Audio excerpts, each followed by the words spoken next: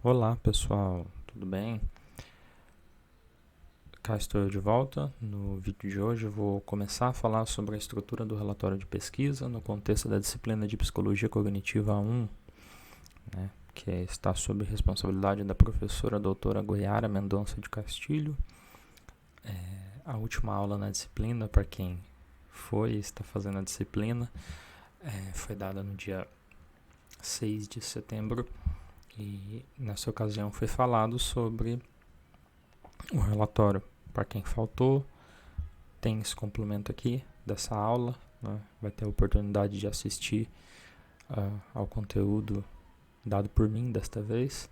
E para quem foi à aula, mas quiser um complemento, tiver alguma dúvida ainda, espero que as minhas falas aqui contribuam para esclarecer algumas coisas. Então, sem mais delongas, estou aqui com o arquivo aberto. Esse arquivo está disponível no Aprender. E este é um arquivo que a professora Goiara elaborou para todas as atividades que ela desenvolve como docente em níveis de graduação e pós-graduação. Vocês vão ver que o cabeçalho desse documento está escrito disciplina Processos Cognitivos, porque é uma disciplina ofertada no nível de pós-graduação, mestrado e doutorado, né? Mas evidentemente que a ideia é que vocês substituam aqui processos cognitivos por Psicologia Cognitiva 1, substituam um programa de pós-graduação em Ciências do Comportamento por Departamento de Processos Psicológicos Básicos, que é o departamento onde essa disciplina é ofertada. Eu vou falar detalhadamente deste arquivo e possivelmente vou dividir essa aula em algumas, mas eu vou começar, assim como a professora fez em sala, pelo final do arquivo, começando pelos critérios de avaliação. Bom, como a professora desenvolve atividades em níveis de graduação e pós-graduação, algumas vezes ela desenvolve uma pequena pesquisa, um pequeno projeto de pesquisa em que os alunos vão a campo, né, vão ao laboratório, coletam dados, têm uma hipótese, programam um experimento, analisam os dados, escrevem os resultados. Então, esse é o caso em que nós temos um relatório de pesquisa. O relatório de pesquisa, ele descreve aquilo que já foi feito, né, em termos de pesquisa. Né? Eu tinha um objetivo, tinha algumas hipóteses, coletei dados, eu tenho a minha resposta à minha pergunta de pesquisa. Aquilo que eu queria saber, eu cheguei a alguma resposta sobre o meu tema. No entanto, em algumas atividades de pesquisa, o que nós temos é o projeto de pesquisa. O projeto de pesquisa ele reflete uma intenção. Tal como um projeto na área de arquitetura e urbanismo pode refletir aquilo que é o potencial de algo a ser desenvolvido, aqui também é um potencial de algo que estamos trabalhando aí no nível ainda ideal, né, para futuramente executarmos. Então aqui os critérios de avaliação eles são colocados tanto para relatórios de pesquisa quanto para projetos de pesquisa. Só que no contexto da disciplina de Psicologia Cognitiva 1, o que nós temos é um relatório de pesquisa. Por quê? Porque vocês vão ter uma introdução com objetivos, hipótese, racional, método, participantes, instrumentos, equipamentos, procedimento, resultados e discussão. Então vocês vão ter o pacote completo. Evidentemente que isso é feito em nível de graduação, então o nível de exigência vai ser compatível com a graduação, mas isso é diferente de um projeto em que possivelmente vocês terminariam no método, né, e não teriam resultados nem discussão, evidentemente porque os dados não seriam coletados efetivamente. Além disso, outra diferença tem a ver com o tempo verbal. Em geral, relatórios de pesquisa são escritos em algumas partes, tá? Depois eu vou entrar nos detalhes disso, mas eles são escritos no tempo verbal no passado, por exemplo, no método. Vocês costumam redigir falando no passado, porque é algo que já foi feito, enquanto que num projeto vocês falam no futuro, porque é algo que ainda irá ser feito, tá? Mas então, quando vocês estiverem olhando aqui a pontuação que vocês vão obter, né, se vocês seguirem cada um dos critérios formais e de conteúdo, vocês vão ter as pontuações específicas. Aqui elas estão colocadas de tal forma que elas somam 10 pontos, tá? Mas para desfazer qualquer confusão, na disciplina o projeto tem uma pontuação distinta, que agora eu não me recordo qual é. Vou checar aqui. Bom, chequei aqui no programa da disciplina, o relatório tem valor de 35 pontos, então evidentemente que Essa pontuação que vocês estão vendo aqui é uma pontuação considerando de 0 a 10. A gente aplica a regra de 3 posteriormente para que a pontuação seja computada em termos de um total de 35 pontos, né? Esse padrão é colocado aqui até 10, porque o valor do relatório pode mudar de semestre a semestre. Mas o importante aqui é, se nós considerarmos que o total é 10, vocês têm essa distribuição de pontuação aqui em termos de proporção do total. Bom, então vamos lá, vamos ver os critérios de avaliação. Então vamos lá. Bom, então começando pelos aspectos de aparência e aspectos formais do trabalho. Vale 1.4 pontos de 10, ou seja, não é pouca coisa. E eles são importantes. Muitas pessoas tendem a achar que normas de formatação são apenas chatice. Mas, na verdade, quando você tem normas de formatação, você facilita as coisas para o leitor, uma vez que você domine o código. Né? É importante a gente dominar o código porque aí você já sabe o que esperar da estrutura de um trabalho, você já sabe o que esperar também na leitura de um texto, onde buscar as informações no texto, você também já sabe onde colocar determinadas informações. Né? Estrutura, a gente fala de aspectos formais, isso não é apenas citação e referência, tá? Embora aqui a gente considere principalmente citações e referências, mas a estrutura é tudo. Né? As normas da American Psychological Association, Associação Americana de Psicologia, que eu vou chamar aqui de APA, ou APA, para quem preferir. As normas da APA, elas são muito úteis, muito legais, e elas têm uma filosofia por trás. Eles ensinam muita coisa interessante sobre como escrever um texto mais coeso, com construção paralela, ensina como utilizar linguagem neutra em alguns casos, ensina como se referir a diferentes grupos, evidentemente que mais aplicado ao contexto da língua inglesa, mas eles trabalham muitas coisas interessantes que tornam a escrita inclusive mais bonita. Né? Evidentemente que a gente não vai falar disso tudo aqui, mas eu quero falar de algumas coisas. Então vamos lá. Em relação à referência no texto, né? O que seria isso? Seria a maneira como você cita, né, um trabalho. Né? Então você precisa necessariamente atribuir os créditos, as ideias que não são de sua autoria, que você tirou de algum lugar. Né? E as referências aqui são consideradas várias coisas, né? São consideradas... deixa eu só dar uma olhada aqui. Tá. Aqui as referências são consideradas a normatização em relação ao padrão APA, né? Formatação. Então, é um autor, é um formato. São 2 autores, é outro formato. 3 ou mais autores, é outro formato. Autor vai entre parênteses ou não? Sobrenome ou não? Caixa alta ou não? Tudo isso está disponível no manual da American Psychological Association, que está disponível também no Aprender, que é esse manual aqui da 7ª edição. Então a gente já está na 7ª e não na 6ª edição. E para quem quiser também, eu tenho disponível uma playlist no YouTube. Tem 16 vídeos aqui. Se vocês focarem mais no vídeo, na aula 1, eu explico como fazer referências. Na aula 2 eu falo sobre formatação, né? Fonte, papel, margens, alinhamento, espaçamento. E outra aula que costuma ser útil, eu acho que é a aula 5, níveis de cabeçalhos, né? Como que você faz os cabeçalhos do texto. E a aula 7, que são as citações. Né? Se vocês quiserem ver as outras, fiquem à vontade, mas essas são as principais. Eu também falo como fazer tabelas, 4 aulas para isso, alguns erros comuns que as pessoas cometem, enfim. Se vocês tiverem interesse, as aulas estão disponíveis no YouTube. Além disso, se vocês olharem o link que tem na descrição aqui, ele aponta para esse site, e esse site aponta para um Google Drive, onde eu tenho alguns modelos aqui, que pode ser útil para vocês. Por exemplo, tem um modelo de manuscrito, né?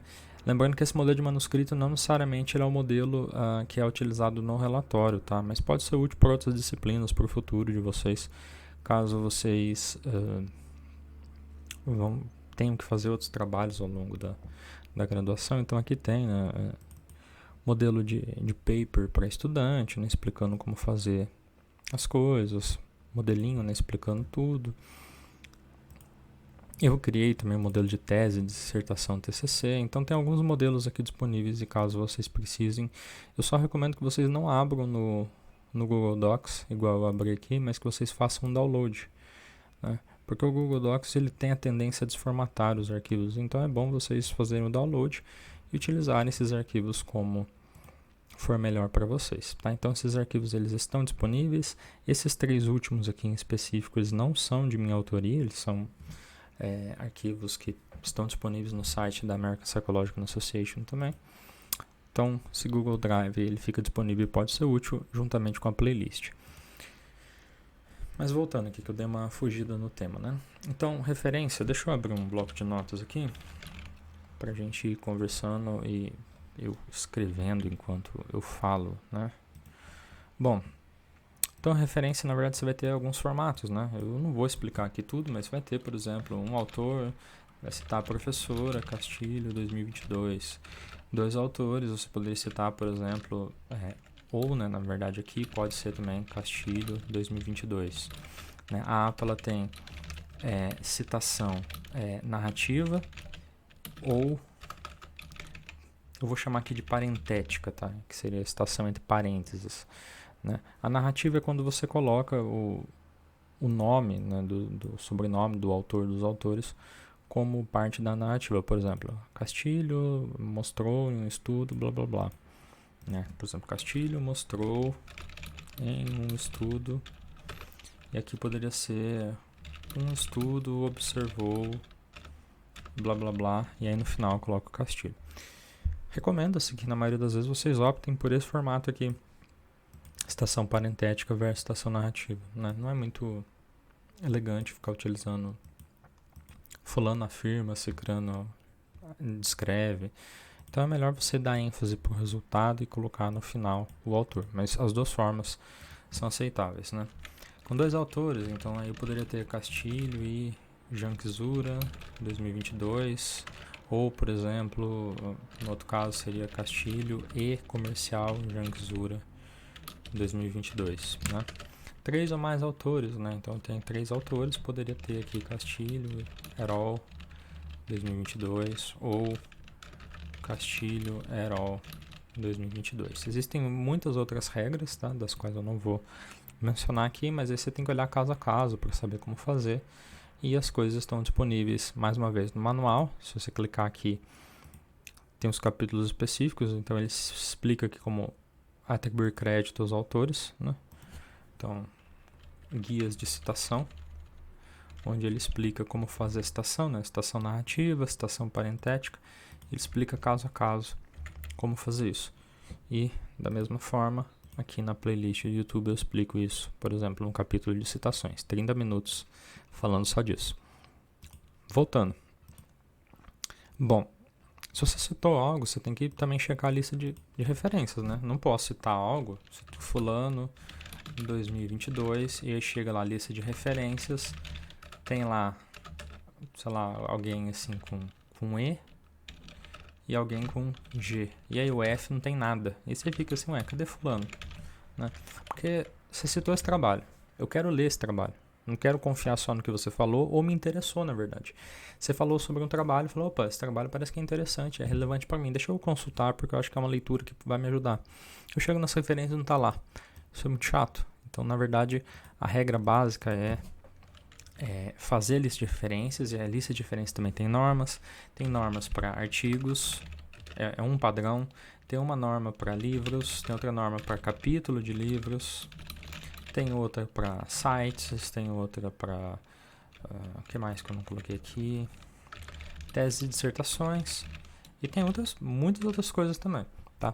Se vocês olharem o programa da disciplina, vocês vão ver que nós tivemos o cuidado o programa da disciplina não está aqui, o programa da disciplina está aqui. Nós tivemos o cuidado de colocar aqui no programa da disciplina as referências sempre no padrão APA, né? Aqui o espaçamento ele não está duplo, que é o espaçamento da APA, mas todas as referências a gente colocou. Por exemplo, livro, né? Sobrenome do primeiro autor, iniciais, separado por vírgula, e comercial, quando são só 2 autores, né? O e comercial vem antes do último autor. Sobrenome do segundo autor, iniciais, ano. Título do livro só com a primeira letra em maiúscula, em itálico, edição do livro e editora. Se vocês olharem cada um dos casos aqui, eles seguem as normas. Pode ser que tenha escapado algum erro, sim, claro, mas a gente tomou muito cuidado, então é provável que estejam todas as referências certas ou muito próximas do que é o padrão APA, né? Então, não só aqui, mas nas atividades também a gente tomou esse cuidado de colocar as referências já no padrão APA para vocês irem se acostumando com o que era esperado de vocês nesse momento do relatório. Então, podem olhar as atividades que vocês tiverem acesso, porque elas, em geral, estão seguindo em grande medida já as normas da APA. Então, você tem que fazer a referência de livro, capítulo de livro, tudo. Então, a lista de referência. Tá? A lista de referência ela tem que estar adequada à formatação da APA, assim como as citações. O que é referência texto-lista? Bom, aqui o princípio é muito simples.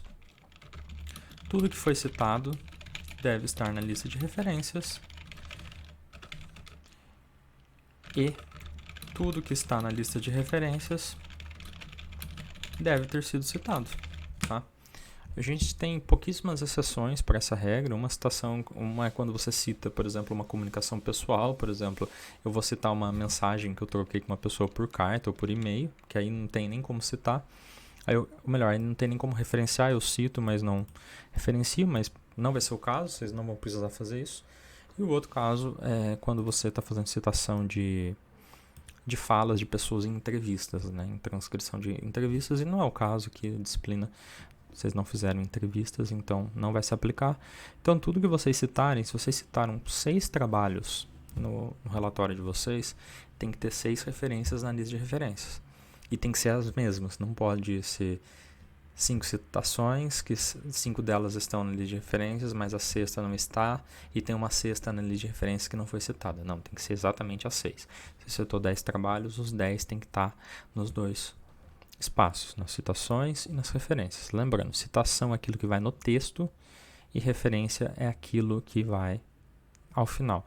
Só para deixar isso claro mais uma vez, então deixa eu abrir aqui um texto.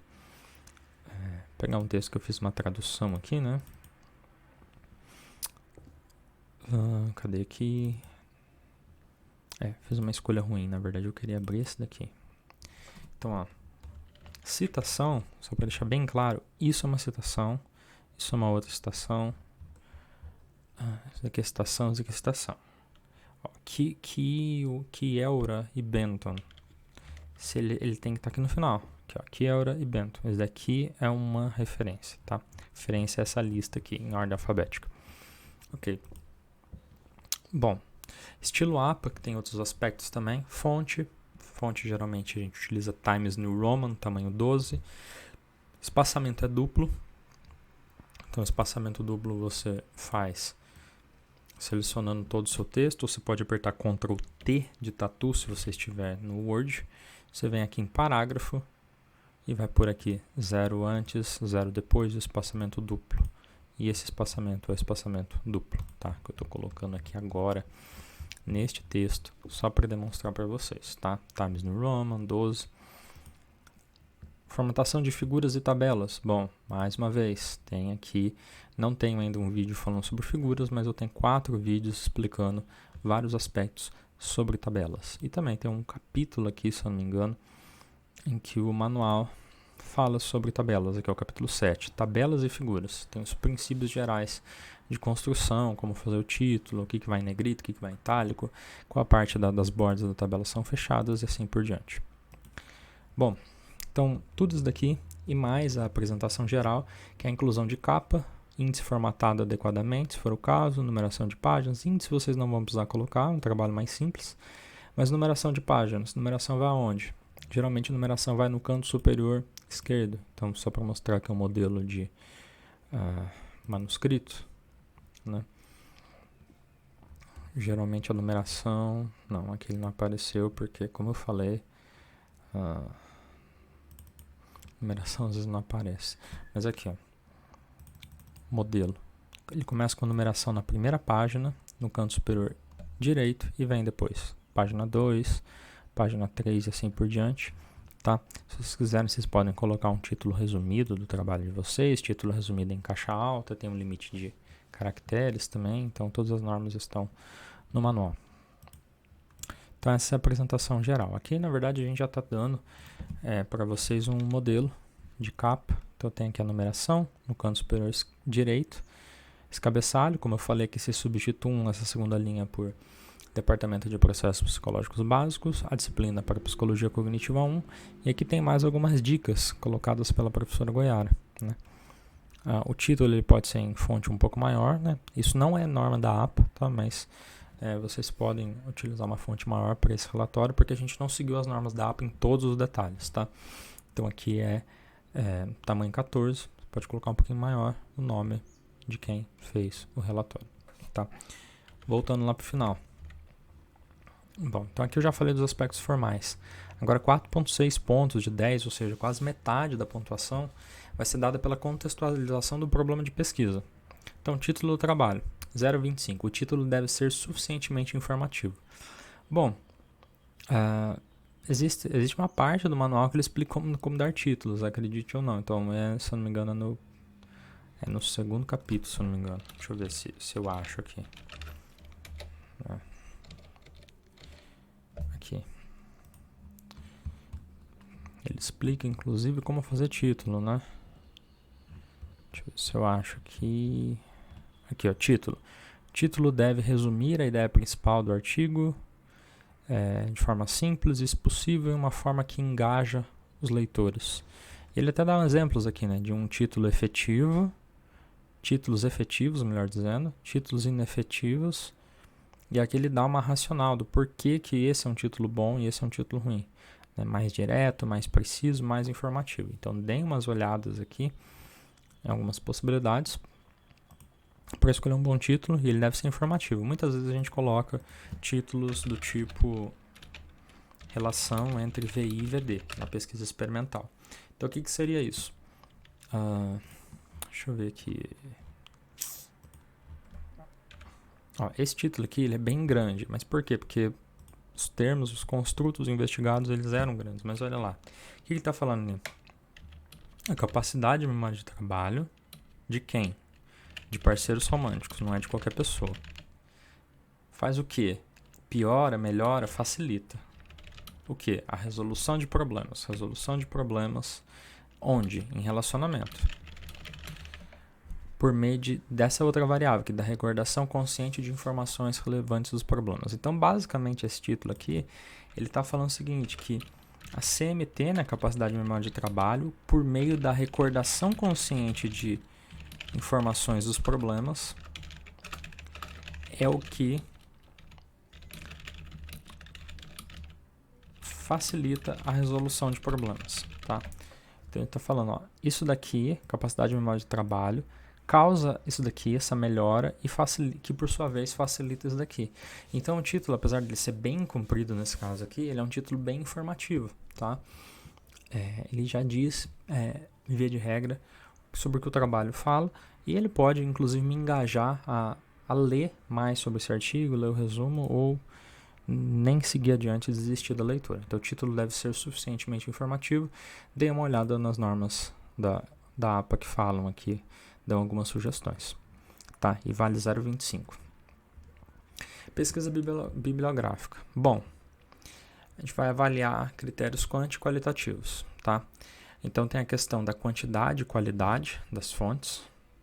Quer dizer, se vocês citarem revista Veja, revista Isto É, revista Mente Cérebro, revista super interessante, embora elas possam ser legais de serem lidas, elas não são literatura científica, né? Elas podem até fazer divulgação científica, mas o ideal é que vocês utilizem artigos científicos, livros, textos, livros científicos, artigos citados, por exemplo, no livro do Stenberg.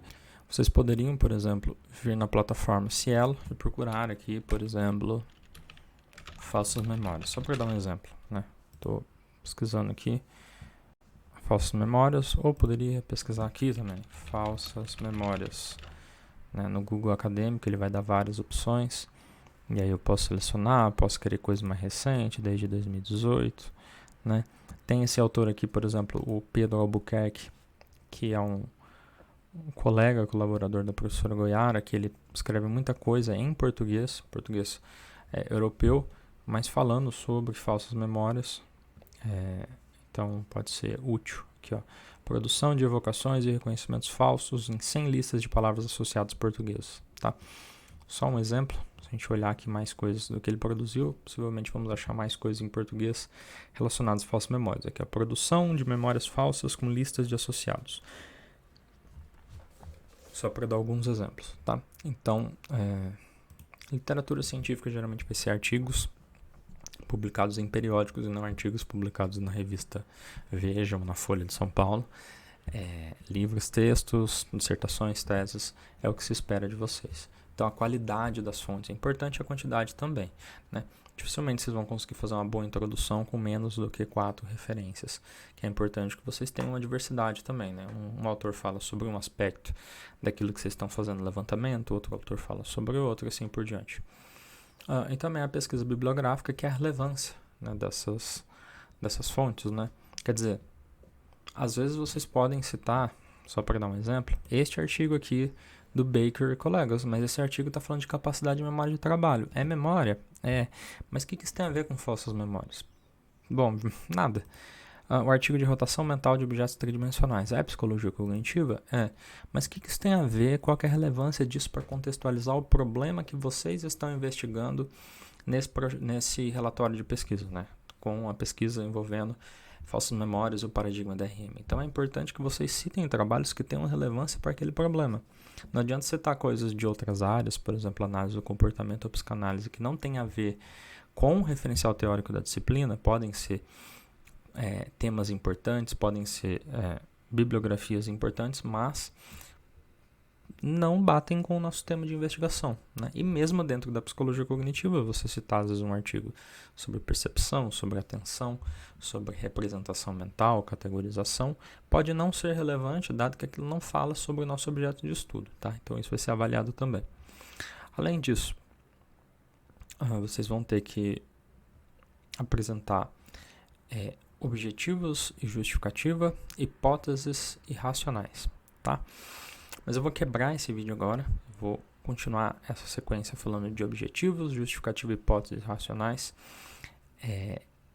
num outro momento, tá? Porque aqui eu tenho a pontuação e depois eu venho aqui e aqui ele fala especificamente desses aspectos, tá? E aí depois eu desço aqui, melhor subo lá e falo desses tópicos. Dando sequência aqui, finalizando já, porque não tem tanta coisa assim, vamos lá. Método. Bom, método de vocês 3.3, para a gente avaliar a capacidade de vocês de sintetizar o que foi feito, né? Os participantes, eles foram descritos ou caracterizados adequadamente? Quantos foram? Quais foram? Da onde que eles foram recrutados? Foi por conveniência? Vocês colocaram anúncios no Facebook, divulgaram pelo WhatsApp, cataram as pessoas pelos corredores, amarraram as pessoas e trouxeram à força até o laboratório para fazer pesquisa? Qual a idade? Qual o sexo? Qual que é a média de idade? Qual que é a idade mínima e máxima? Qual que é o desvio padrão da idade? Mais alguma característica relevante? Eram falantes do português? Claro que tem outras coisas, né? Por exemplo, dependendo da pesquisa, vocês vão pôr se a pessoa tomava medicamentos psiquiátricos, tem algum diagnóstico específico. Aqui isso aqui não vai ser relevante, mas é importante que você descreva adequadamente a amostra em função do problema de pesquisa que está sendo investigado. O delineamento. Vou falar um pouco mais sobre isso depois, mas vale 0.5, materiais, instrumentos e ou equipamentos, 0.5, procedimentos, 0.5, resultados, 0.6. Os nossos resultados não vão chegar nesse nível de complexidade de alguns artigos que vocês leram, que tinham análises estatísticas sofisticadas e tinham muitas matrizes de correlação, e utilizou modelo de mediação, que pode ser um pouco complicado para entender. Não, uma coisa mais básica dentro daquilo que foi falado no vídeo sobre análise de dados. Aí vocês vão escolher se vocês vão apresentar os resultados só textualmente, de forma narrativa, com figura, com tabela. Aí fica a critério de vocês, da criatividade de vocês, o que vocês conseguirem apresentar para a gente. Mas os resultados valem 0.6. São resultados mais curtos, né? Porque nossa pesquisa é muito direta ao ponto. E a discussão, conclusão, colapsada em uma única sessão aqui. A discussão e a conclusão devem relacionar os resultados às hipóteses e à fundamentação teórica, ou seja, esse é o momento que você retorna aquilo que foi mencionado na introdução como objetivos, o que vocês obtiveram, qual que é a relação disso com o que vocês esperavam que iria acontecer, e com a fundamentação teórica de base, né? Então, geralmente, você cita um conjunto de referências na introdução e você retoma essas referências no final, né? É muito estranho quando uma pessoa, pelo menos eu penso assim, né? Vamos supor que você tem um trabalho que a pessoa cita 10 artigos na introdução. Os artigos de sei lá, A, B, C, D, E, F, G, H e J. A, J, se eu contei certo.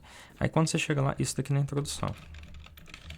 Aí quando ela chega na discussão, ela discute utilizando 2 artigos. Aí você vai ver esses artigos quais são. Ela citou A e B, e dela cita de K até S. Né? Você fala assim, mas para introduzir o tema, ela citou os artigos A, B, C até J. Aí para discutir, ela só retomou A e B. E depois ela citou K, L, M, N, O, P, Q até S. Fica muito estranho, sabe? Fica sem sentido. A impressão é que a pessoa está fazendo um sanduíche, né, que o método dos resultados são o recheio, e que a introdução e a discussão são os pães. E aqui ela utilizou um pão francês, né, uma parte do pão francês, e aqui ela usou um pão de forma. E ficou um negócio meio estranho, tá? Então é comum que você... Evidentemente você não precisa citar exatamente os 10 mesmos artigos, mas é esperado que se você citou 10 artigos aqui, que talvez você cite talvez 12 mesmo, só para dar como exemplo, e você cite de A a H, e aí você cita mais alguns ali, sabe? M, N, O, P, nem sei se deu 12 agora, mas sei lá. Você citou aqui, quase todos são os mesmos e apareceu um pouquinho coisa diferente, sabe? Então, isso é importante também de ser reconhecido, tá? Então, é isso, 07. Outra coisa aqui. Que mais? Eu falei assim, a teoria e as teorias defendidas fornecem um arcabouço pertinente para os dados? Ou não? Apresentar limitações para o estudo e justificá-las, né? Quais são as limitações? Características amostrais, tamanho da amostra, intervalo de retenção, alguma coisa do delineamento, alguma coisa que não saiu como esperado. O que tem como limitação dentro do que se objetivava dentro desse trabalho. E por fim, também é considerada a coesão do discurso, ortografia e concordância. O texto tem coesão, ele cola entre um parágrafo e outro, o texto é claro. Quer dizer, quando você pega textos bem escritos, você percebe claramente que quando você termina um parágrafo, né, uma introdução, o parágrafo seguinte ele já é uma sequência lógica, sabe? Então, tem pontes, tem ligações. Quando o texto ele não tem coesão, parece que ele foi um monte de copia e cola, Ctrl+C, Ctrl+V, e não houve uma revisão para ver se o percurso que estava sendo feito era linear. Muitas vezes o texto também fica um pouco truncado, meio quebrado, e isso atrapalha muito a leitura, a compreensão e até a venda, entre aspas, do argumento que você tenta fazer. Então é importante que o texto tenha coesão. Às vezes você vai escrever alguma coisa assim, a APA utiliza um termo muito legal para isso, que eu acho muito legal também, que é, deixa eu ver aqui, eu acho que é no capítulo de mecânica do estilo, se eu não me engano, não, o estilo de escrita, então eu acho que se eu colocar assim ele vai achar, estrutura paralela, então aqui ele fala, não usar antropomorfismo, eles explicam quando que antropomorfismo ocorre, ele fala um pouquinho de uso da gramática também, tempo verbal, essa tabela aqui 4.1 ela pode ser muito útil para você saber, Aí se adapta ao português, evidentemente, mas a revisão de literatura ela é escrita ou no passado ou no present perfect, que tem mais a ver com um tempo contínuo, né, que tem acontecido ainda, né, e não que aconteceu no passado, mas tem acontecido, por exemplo, fulano pesquisou, fulano apresentou, mas sobre um tema de pesquisa, por exemplo, falsas memórias, pesquisadores têm investigado, né? Porque eles investigaram e eles seguem investigando, né? Método, no passado, né? Em alguns casos, present perfect, né? Relatando os resultados. No passado, a discussão em geral no presente, conclusões e limitações também no presente. Então, isso que ajuda muito. Voz ativa e voz passiva, né? A APA recomenda que você invista mais em voz ativa do que em voz passiva na sua redação. Tem algumas questões aqui também verbais, que eu acho muito legal, né? Tem coisas que não se aplicam, evidentemente, porque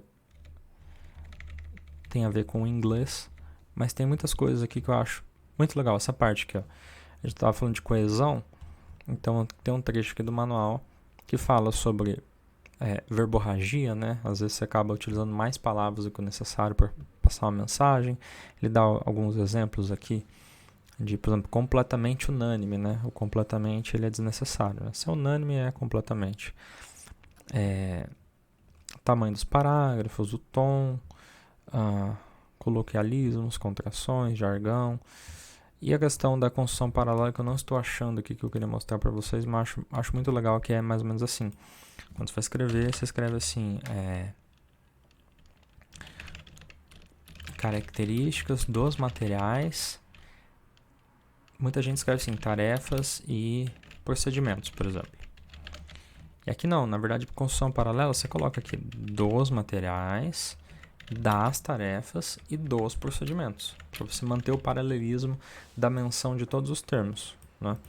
Então, assim, mais um exemplo que vai estar aqui no manual, que pode ajudar a melhorar, por exemplo, essa parte de coesão do discurso, de ortografia e concordância, tá? E aí, tudo isso totaliza 10 pontos. E o último ponto que eu vou falar nesse vídeo, para depois eu entrar na descrição das diferentes seções do relatório propriamente dito, é a questão de plágio.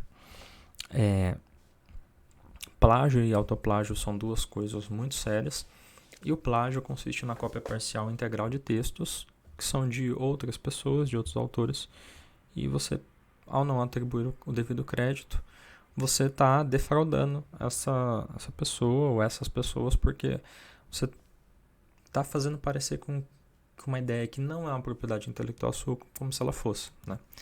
Isso é considerado extremamente antiético na academia. E o autoplágio também, né? Eu, na primeira vez que eu ouvi falar sobre autoplágio, eu achei muito estranho, porque eu pegar uma ideia minha mesma e não atribuir crédito a mim seria algo ruim. Mas a ideia é que quando você escreve um texto, né? Por exemplo, eu escrevi um texto e esse texto teve revisores trabalhando nele, editores trabalhando nele, diagramadores, tem toda uma equipe editorial trabalhando no texto, ainda que o texto seja de minha autoria, e ao não atribuir crédito a um texto anterior que eu escrevi, eu estou deixando de reconhecer o trabalho de muitas pessoas que trabalham nos bastidores para que meu texto possa se tornar público, para que outras pessoas leiam. Então é importante que vocês citem as fontes. Lembrando que existem atualmente ferramentas especializadas aí na detecção de plágio, de cópia integral ou parcial de textos, então tomem muito cuidado com isso.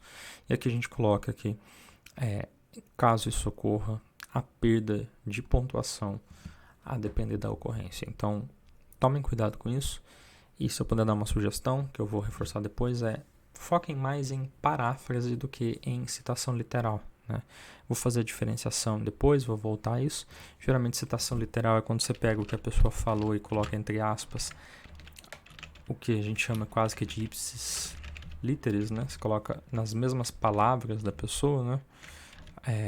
Enquanto que na paráfrase você tenta colocar em suas próprias palavras a ideia de outras pessoas, né?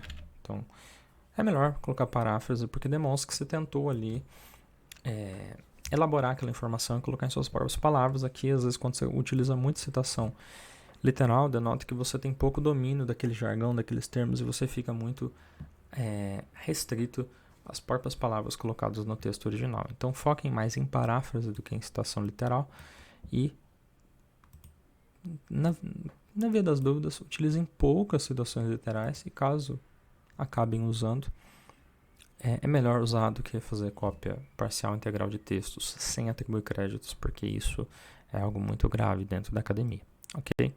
Então, eu termino por aqui esse primeiro vídeo. Nos próximos vídeos eu vou falar sobre as diferentes seções, vou explicar cada uma delas e espero que possa esclarecer algumas questões, algumas dúvidas que podem ter ficado da última aula, ok? Então é isso, até o próximo vídeo, gente.